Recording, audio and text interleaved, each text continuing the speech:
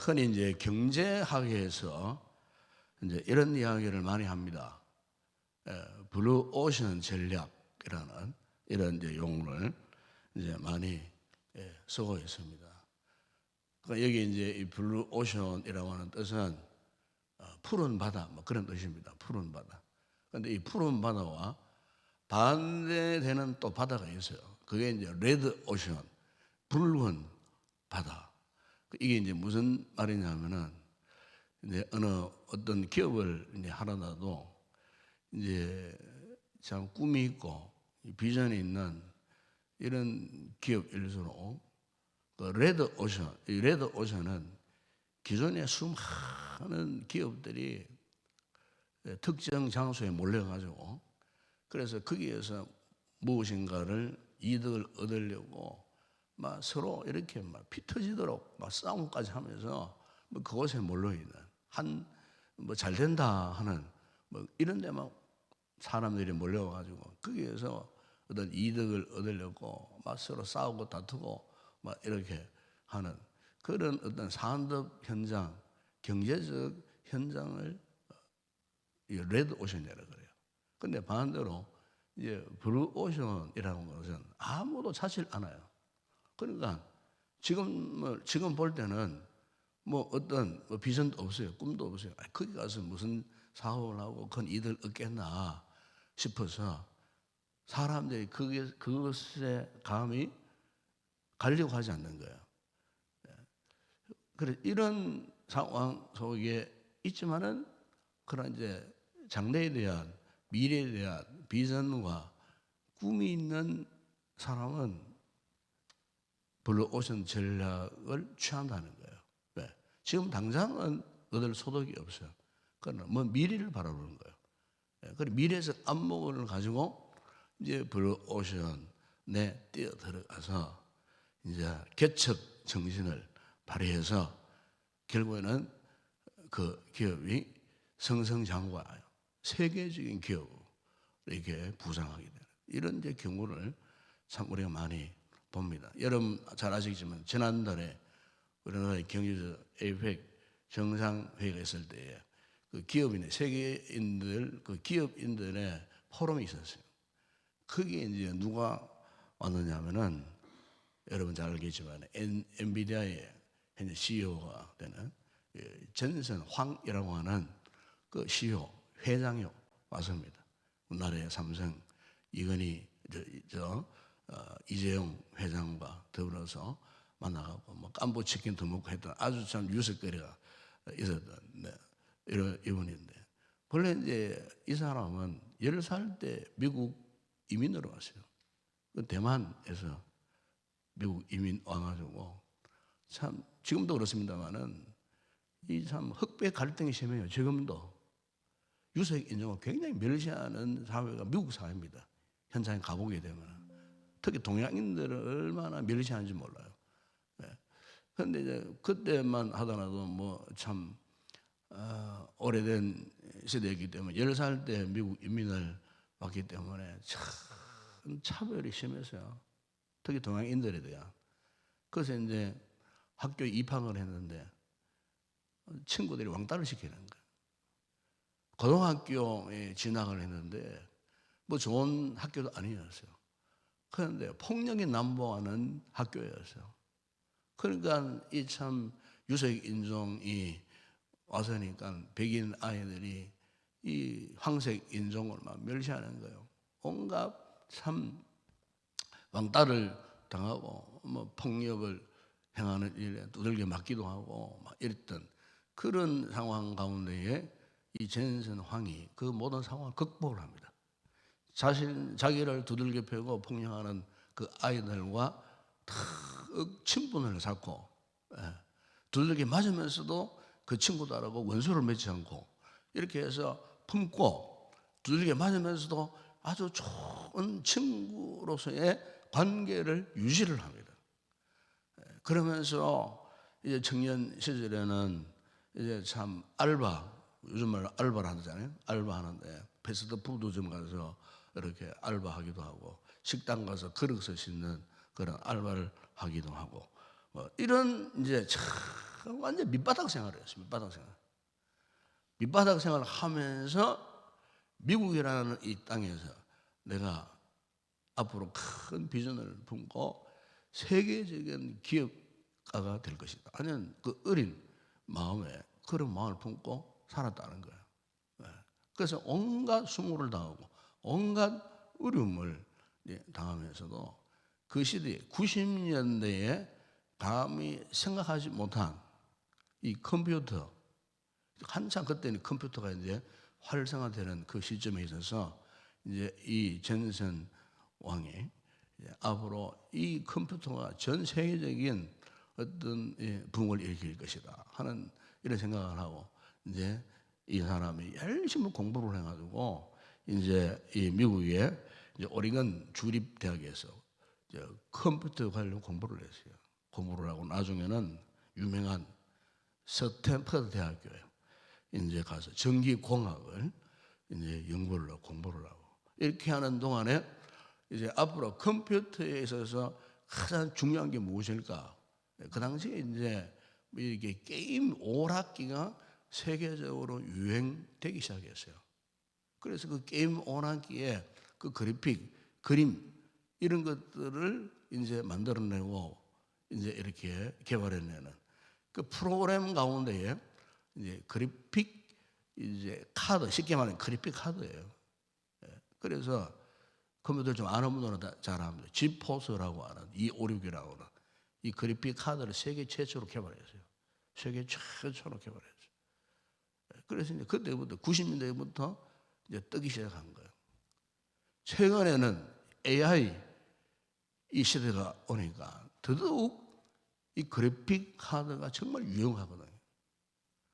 그런데 이 그래픽 카드, 이 GPU, 심장 그래픽 카드의 심장이 될 만한 그 GPU라고 하는 이 반도체를 개발한 거예요. 세계에서 유일하게 이 엔비디아에서.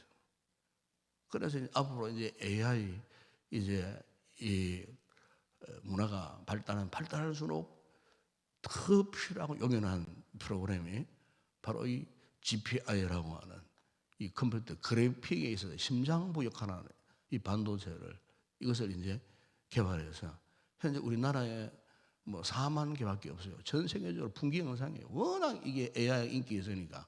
그런데 우리나라에 와가지고 무려 26만 장을 기부하게 놓으라고. 이게 무슨 이야기입니까? 우리나라를 블루오션으로 본 거예요. 사실 전 세계에서 AI 지금 기술이 우리나라가 세 번째입니다. 3위입니다. 3위. 앞으로 1위를 가기 위하여 발돋움하는 나라에 대해서 26만 장 가격대 어마무시한 그것을 공짜로 그냥 주겠다. 블루오션 전략이에요.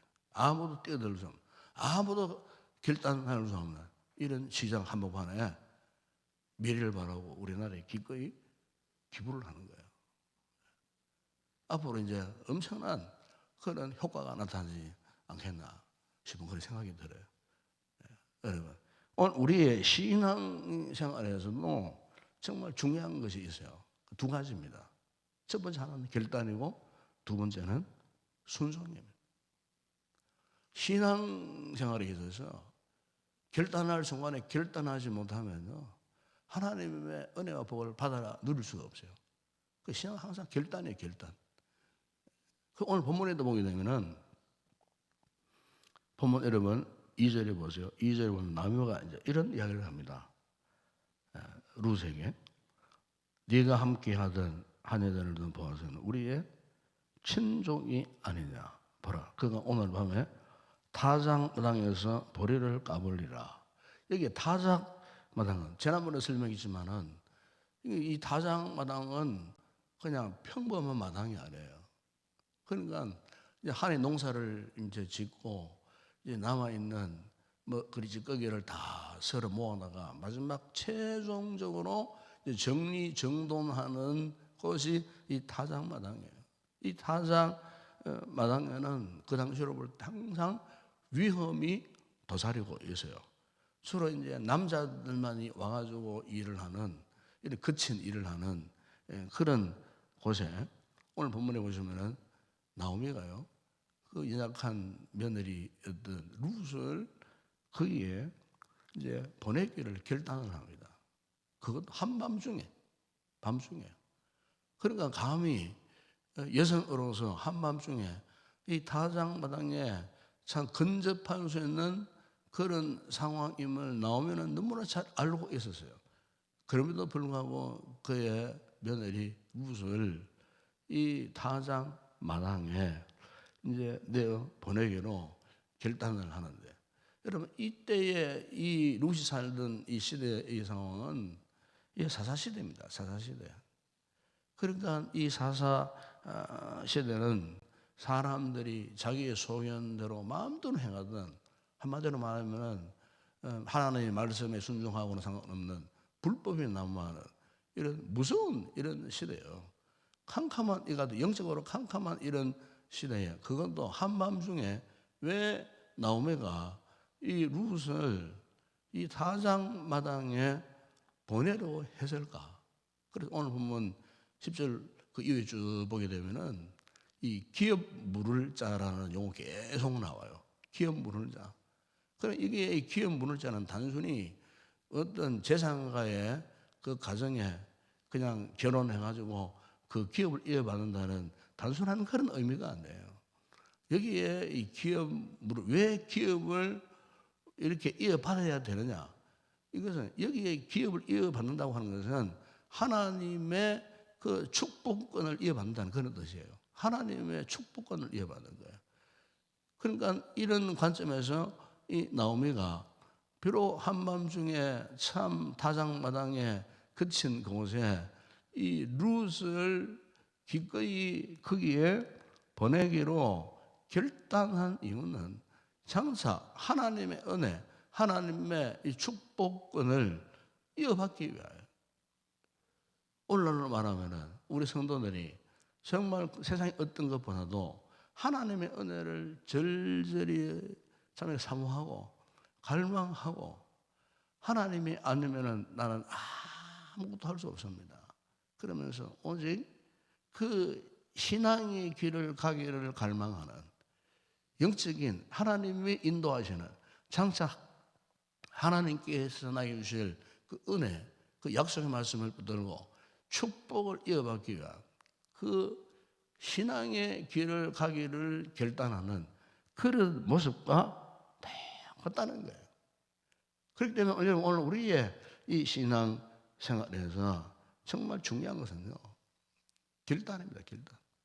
이 믿음의 결단이 무엇이면요, 우리는 하나님의 그 어떤 은혜도, 하나님의 어떤 축복도 우리가 받아 누릴 수가 없다는 거예요. 이 같은 요구에 대해서 오늘 본문에 보시면은 룻이 어떻게 합니까? 그 시어머니 나오미의 이 같은 요청에 기꺼이 순종하는 모습을 오늘 우리가 이 본문에서 이제 보게 되는 것입니다. 그래서 여러분 오늘 본문 5절에 보세요. 이런 말씀하지 않습니까? 룻이 시어머니에게 이르되 어머니의 말씀대로 내가 다 행하리이다. 그래서 어머니의 말씀대로 다 행하겠습니다.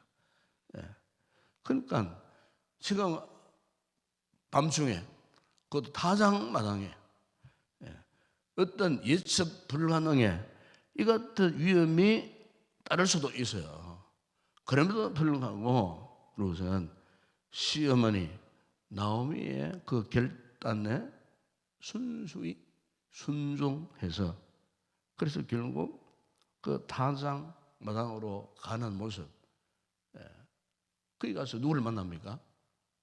보아스라고 하는 이 나오미의 친족 가운데서도 가장 가까운 친족, 이 보아스를 만나요. 그 보아스가 이 잠을 자고 있는 그 발치 곁에, 우리 집으로 말하면 보아스가 이불을 덮고 있는데 이불 밑에 발치 끝에 이 나오미가 조용히 이렇게 스며들어가는 이 같은 모습, 우리 이것을 보면은 조금 좀 불량스러운 모습처럼 볼 수도 있어요. 그러니까 성경은 그것을 이야기하는 거 아니에요. 영적인 관계를 이야기하는 거예요. 그러니까 주님과 우리와의 관계를 말하는 거예요. 하나님과 우리와의 영적인 신령한 관계를 이렇게 설명하고 있는 거예요. 그 신앙생활은 여러분 딴 거 아니에요. 예, 결단과 관계, 정말 내 영혼이 하나님을 갈망하고 하나님을 사모하고, 네? 세상에 다른 어떤 관계보다도 하나님과의 영적인 이 신령 관계를 제1순위로 해서 도저히 실현 불가능한 상황 가운데서도 말씀에 의지해서, 오늘 루시 그랬잖아요. 시어머니의 그 말씀에 의지해서 그냥 곧장 그냥 그대로 따르고 순종한 거예요. 예. 여러분 이게 중요한 겁니다, 여러분. 그런데 순종에도요 이런 순종이 있어요. 예? 순종에도 좀 편견을 가진 순종이 있어요. 그러니까 일면은 아이들 키우다 보게 되면은 아이들이 이렇게 뭐 음식을, 어떤 아이들은 음식을 뭐 이렇게 엄마가 주는 대로 이것저것 다 잘 먹는 아이들이 있는가 하면은 어떤 아이들은 골라가지고 지 마음에, 지 입맛에 맞는 음식을 먹는 아이들이 있잖아요. 그러니까 이 신앙생활에서도 우리가 믿음 생활할 때에 순종도 그렇게 골라 먹기식에 순종하는 그런 분들이 없지 않아 있어요. 그건 순종이 아니에요. 유명한 존 비비에서 순종의 책에 보면은 그 존 비비 목사님이 그런 말씀하잖아요. 99.9%의 순종도 순종이 아니라는 거예요. 왜? 나머지 0.5% 불순종이 있으면 그거는 진짜 순종이 아니라는 거예요. 우리 하나님께서 오늘 우리 원하신 것은 100%의 순종을 원한다는 거예요. 아브라함이 그랬잖아요. 아브라함이 100세 때 얻었던 아들 이삭을 기꺼이 어떻게 했습니까? 하나님 말씀을 따라 100% 모리아산상에 끌어 올라가가지고 칼을 들고 참으로 그 아들을 죽이려고까지 하는 마지막 그 순간까지 하나님께서 보신 거예요. 하나님께서 뭘 보셨겠습니까? 네가 나의 말대로 100% 순종하느냐, 99% 순종하느냐, 그걸 보시는 하나님 아니셨다는 거예요. 100% 순종할 수 있느냐, 이걸 보신 거예요. 근데 아브라함은 참 그야말로 하나님께서 신뢰했듯이 아브라함 100% 순종했다는 거예요. 오늘에서야 네가 나를 진심으로 경외하는 줄 내가 알았다라고 우리 주님께서 선포하시고, 그래서 아브라함을 믿음의 조상으로 세우신 출발점이 모리아 산상이에요. 모리아 산상. 예, 그게는 100% 순종의 산상이었다 그 말이죠. 오늘 우리의 신앙생활도 마찬가지예요. 하나님께서 우리 원하시는 것은 내가 원하는 대로 순종할 거 안 할 거 골라서 내 마음에 드는 것만 순종. 그거는 순종이 아니에요. 그거는 신앙이 아니라는 거예요. 신앙은 정리하면 그렇습니다. 결단해야 되고요. 그 다음에 두 번째는 순종해야 되는. 오늘 본문에 이 룻이 그렇게 했다는 거예요. 도저히 납득할 수 없는 상황. 그렇잖아요.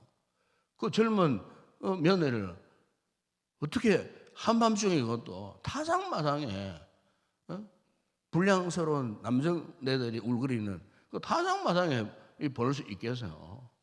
못 보내는 거예요. 웬만한 사람 같으면은.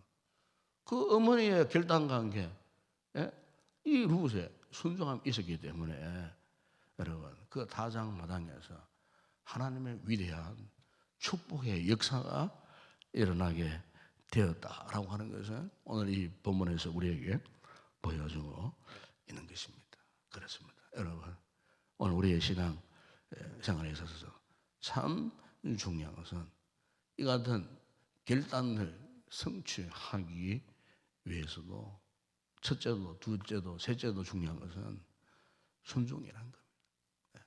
우리가 정말 복된 믿음의 삶을 살고 건강한 우리가 신앙을 가진 성도일수록 결단과 함께 순종 잘 하게 되면요 하나님께서 우리에게 놀랍도록 도우시는 그런 은혜와 축복의 길로 우리를 인도해 주시리라 믿습니다. 기도하겠습니다. 아버지 하나님, 이 새벽에 이 귀한 룻기서의 말씀을 통하여 우리의 신앙생활에 참으로 중요한 결단과 순종의 모습을 보게 하셨습니다. 도저히 불가능한 상황이었고 도저히 결단할 수 없는 상황이었지만, 그러나 시어머니 나오미의 결단과 함께 또 여기에 응답하는 룻의 순종을 통하여 드디어 하나님의 이 축복의 이 다장마당에서 일어날 일들을 우리에게 보여주셨습니다. 아버지, 오늘 우리의 신앙생활도 참으로 어떻게 보면 우리의 삶 자체가 영적인 다장마당이라고 볼 수 있습니다. 험난합니다. 참으로 여러 가지 많은 심각한 일들도 일어나고 있습니다. 우리 힘으로 감당할 수 없는 삶의 최전선과도 같은 이 상황 가운데 주님, 우리에게 요구하는 것이 무엇입니까? 끊임없는 결단과 끊임없는 순종의 삶인 줄을 믿습니다. 형식적으로 그냥 종교인들처럼 믿는 척 행세하는 것이 아니고 진심으로 우리의 인격과 성품을 다하여 하나님 앞에서 믿음의 결단과 믿음의 순종을 잘 감당해서 정말 하나님께서 인정할 만한 건강한 믿음의 사람으로 기꺼이 하나님의 복을 받아 누릴 만한 믿음의 사람들로 세워지는 우리들이 되게 하여 주시옵소서. 예수님의 이름으로 기도드리옵나이다. 아멘. 지금은 우리 주 예수 그리스도의 은혜와 하나님 우리 아버지의 무한하신 사랑하심과 성령의 위로와 교통과 충만하신 은혜가 그 어떤 상황 가운데서도 하나님 앞에 결단과 그리고 순종을 통한 믿음을 통해 아버지 앞에 영광 올려드리며 살기를 결단하고 들어가는 우리 모든 성도들 가운데에 이 새벽에 강구할 우리의 기도 제목, 오늘 드려질 모든 주일 예배 가운데 이제와 영원토록 함께 있을지어다. 아멘.